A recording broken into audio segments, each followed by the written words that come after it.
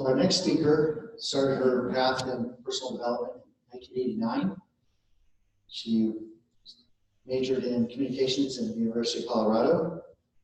The bio's so long, I have a note here. At 23, she underwent a 2-year intensive training in group facilitation and personal development through Drucker's Relationship Center in Boulder, Colorado. She has led courses all over the U.S. and Israel. She studied life coaching with Martha Stewart. Martha Beck. I know how to set a table really well. With Martha Beck. She's been a keynote speaker at a multitude of events, including the most powerful women in network marketing and GoPro Recruiting Mastery. She's reached the top rank of her network marketing business and is passionate about serving others, specifically women and mothers. That's the professional bio.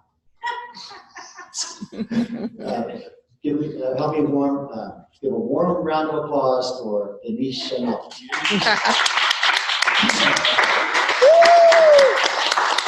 Thank you, James. I kind of said that to you just as a joke, actually. You got through it. Am I using the clicker? No, I'll take her. Oh, you're going to click for me? All right, perfect. Hi, everybody. Hi. How's it going? Good. Okay, we got to do something. Everybody has to stand up. Oh. Sorry, all the blood's in our butts. And I want you to spread your legs a little bit. Open up your chest. Okay, this is the Wonder Woman pose, right? Wonder Man. Superman, Wonder Woman, Superman pose. Starfish. Okay, that's good. Thank you. So we can go to the first slide, James. So I was thinking, what can I share with you that I really know a lot about? And that happens to be public speaking. And it, like James, part of the reason I sent that bio to James is that a lot of people don't know that I have been in the front of the room teaching, speaking for about 30 years now. And so all that means is that I've flubbed, I've failed, I've looked like an idiot, like a lot. And I've been able to watch that, overcome it.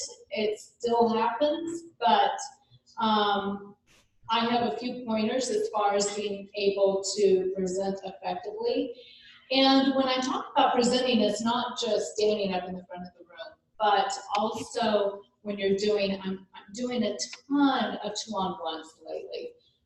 One of our newest one-stars, I meet with her once or twice a week, and we're doing presentations.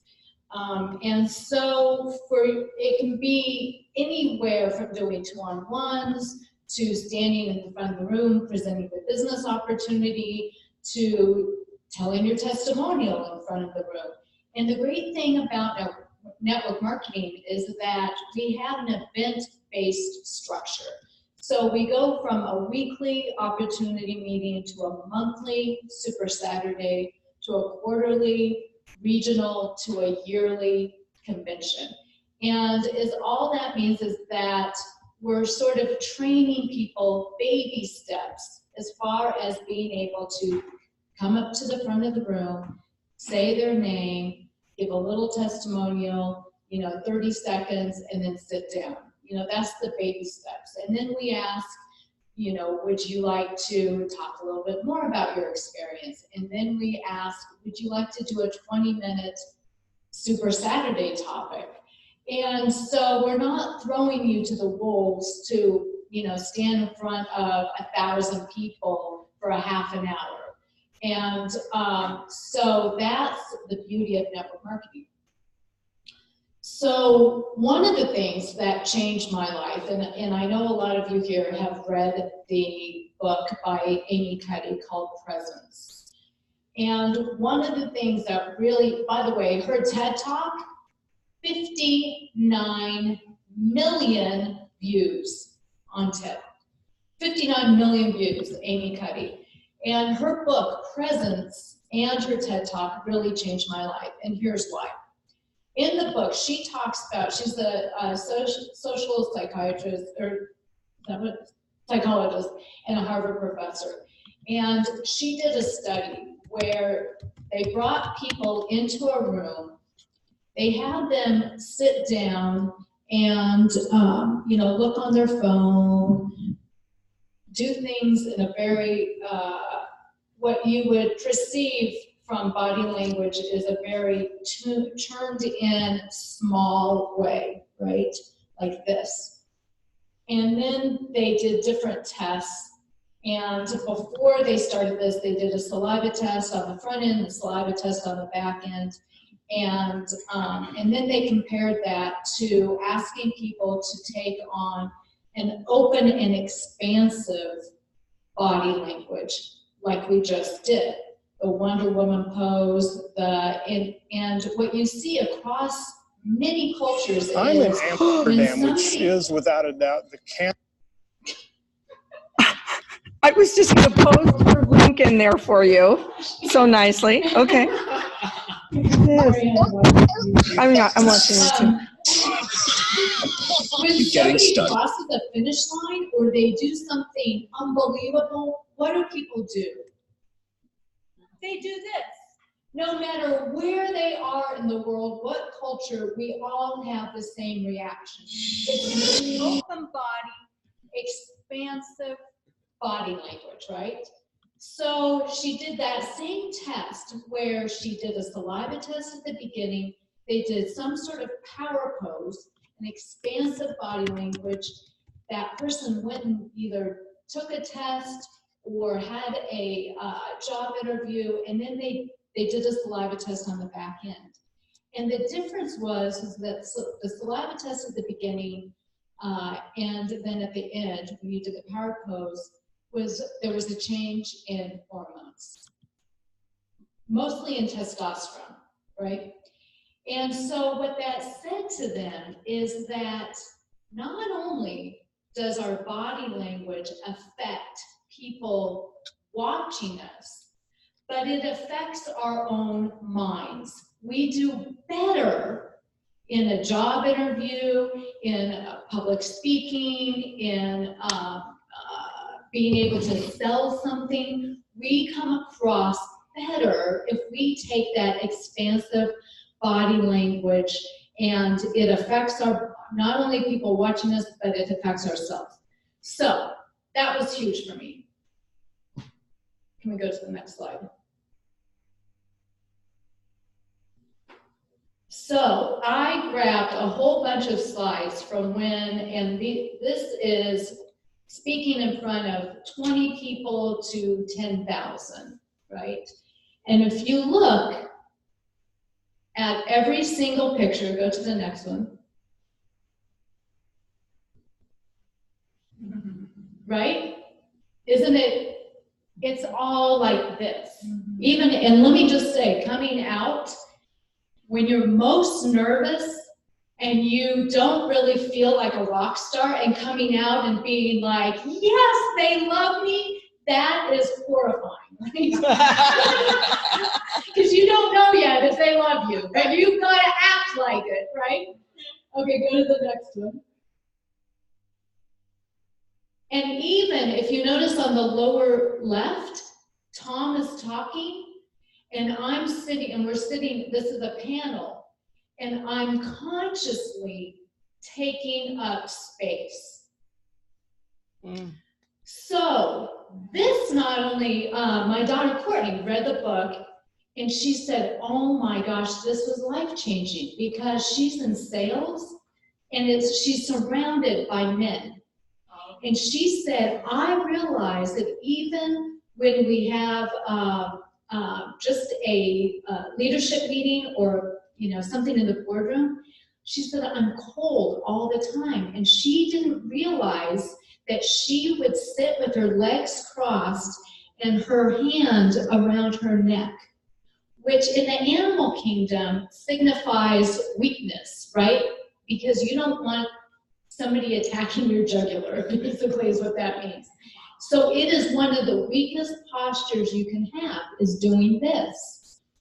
So what she started doing is she would take up room, because if you look around the room, look at how Glenn is sitting right now, right? A man spread. Right? Man spread, right? Two It's true. He's sitting with his legs open, his arm out, he's taking up space. And so what she did was, in every single meeting, she noticed that she would sit down, and if she took up space, she not only was perceived differently, but she performed differently. Isn't that huge? Huge. So from that, what I consciously decided to do is to take up more space. And this works not only when you're giving a talk, right? But also when you are just, maybe you're presenting to a friend. Maybe you're doing a 2-on-1. Take up a little space. Have that confidence to open up your shoulders, roll those shoulders back, open up your chest. It helps you breathe more, and it unconsciously signifies something to the person sitting across from you. Isn't that huge? So that is like one little tiny baby thing that you can do where you'll be more confident and perceived differently. Okay, so next slide.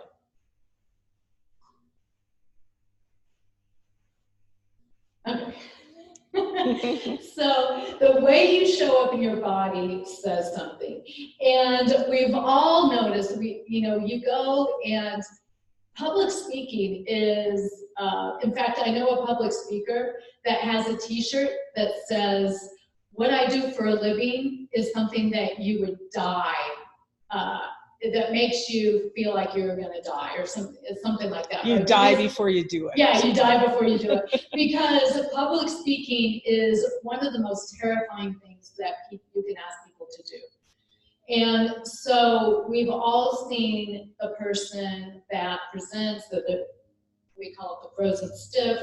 They're just, they move, they don't look up, they're hiding behind the lectern, and they're reading the speech, and it's usually okay to look at your phone because they're not looking at us anyway.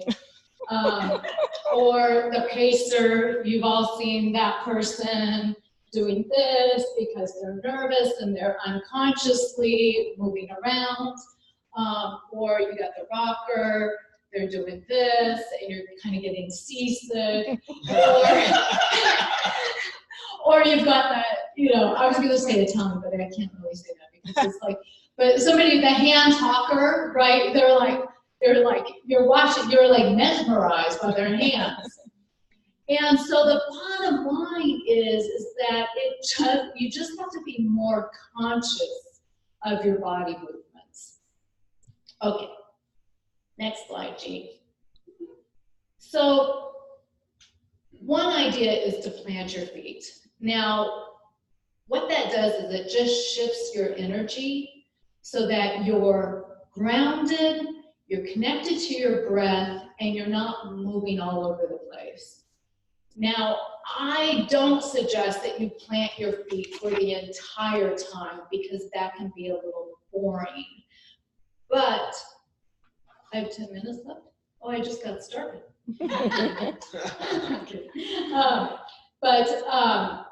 It focuses your energy, and not only that, it exudes trust, that you know your information. Okay. Next slide, Jake. Now that you're moving me along. Move on purpose. So the other thing is, if you have a really great point, take that time and move consciously, right? If you have an incredible ending, or if there's a call to action, move to the front of the stage, right? Move to the side and stop. but don't be walking back and forth. So the whole thing is like, just know consciously what your body is doing and move on purpose. Okay.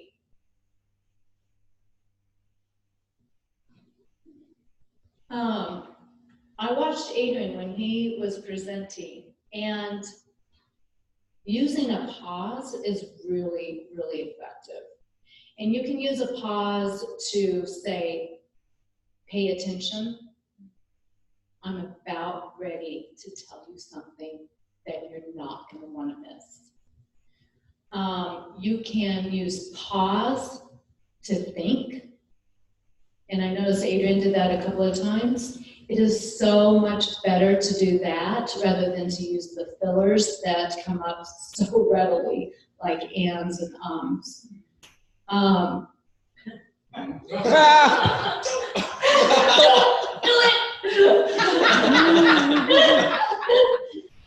it's a lot of times we're afraid to use that silence, and it can be so powerful. Also, use it at the beginning before you start. Okay, you get people's attention by doing that. So bottom line is, I'm just telling you, just be more conscious when you're speaking. Be more conscious of your body actions. Okay.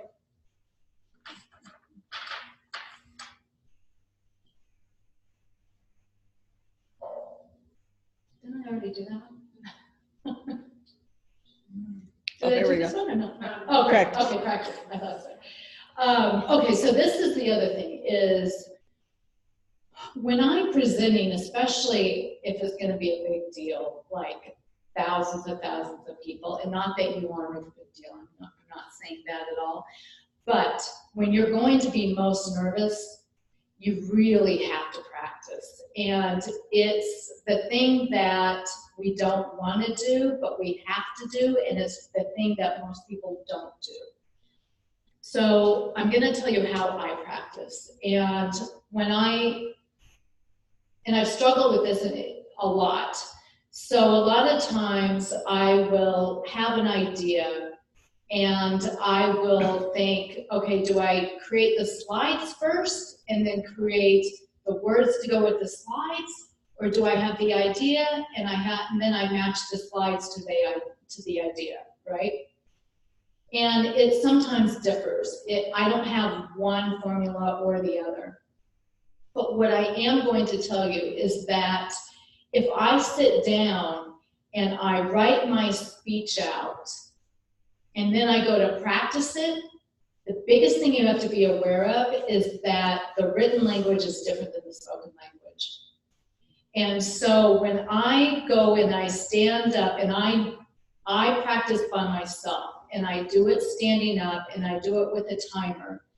And so I'll write it out, and then I will practice it out loud, and I'll go, no, that doesn't work, that doesn't sound right. And so I'll revise it. And I revise it sentence by sentence so that it not only sounds right, but it feels right. So I practice it slide by slide by slide, because it's also important that the transitions flow. And so I do that out loud by myself 50 times, 100 times. I mean, I do it over and over and over. And what happens is that I'll find the sticky parts, and then I'll know that I have to practice the sticky parts even more.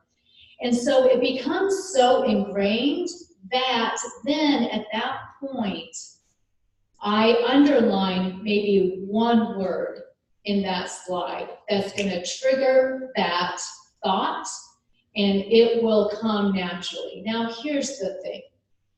I don't memorize anything. I've just rehearsed it enough that I know the material enough that it flows. Inevitably, I miss something. I miss telling a story, I miss a great thought, that one thing that I'm like, oh, I gotta remember that, I don't remember it. And you gotta just be okay with it, because nobody knows that you've screwed up or you've missed anything. And most of the time, I don't know that I've missed something until I even just go back and sit down or I rewatch it. And that's the other thing, is it is like horrifying sometimes to go back and rewatch yourself giving a talk. A lot of us don't like our voice. Isn't it funny how you go back and you're like, oh, God, I just hate my voice. But that can be fixed as well. If you're able to be connected to what your voice sounds like, you are more powerful when you have a lower voice as opposed to using a high voice. And so go back and watch yourself. Watch what you need to work on. If it's the transitions, if it's your body language, if you're too stiff, you can work on that. Okay, practice how you make. Oh yeah, that is so good. So you guys, that's the other thing too, is people a lot of times don't remember what you said, but they are going to remember how you make them feel. And that's why, go to the next slide. Being yourself and being able to convey stories and have humor and connect with people. Look, when you are standing in front of hundreds of people or thousands of people, people go, isn't that terrifying? Like in front of GoPro, Tom and I, 10,000 people. And somebody said, was that horrifying? And it's a different experience because there's a timing difference. So if you tell a joke, these people up here hear you first, and the people back there hear you second. And so there's like a wave, so there's a pause. And so that's different. But let me just tell you, you can't see anybody, especially if they have the lights turned down. You see the first 10 rows, you don't see all those people back there anyway. So that's a little bit of good news for you, right? And so if you're connecting with the people up here and you're turning your body and you have a connection, always find those people that are looking at you, that are smiling and giving you the head shake, because those are your people. That you don't care about anybody else. Everybody else is going to get it or not. But if you're able to find that person, and we all know, if you've been in the front of the room, those people who've been in the front of the room, those people in the audience are your fans, because they know how hard it is to be able to create connection. So those are the people that are shaking their heads. They're the ones going, right on, I hear you, you're doing great. Connect with those people. They will fill your heart. You'll feel better about yourself. You'll know that you're actually getting your point across. And those are your fans, right?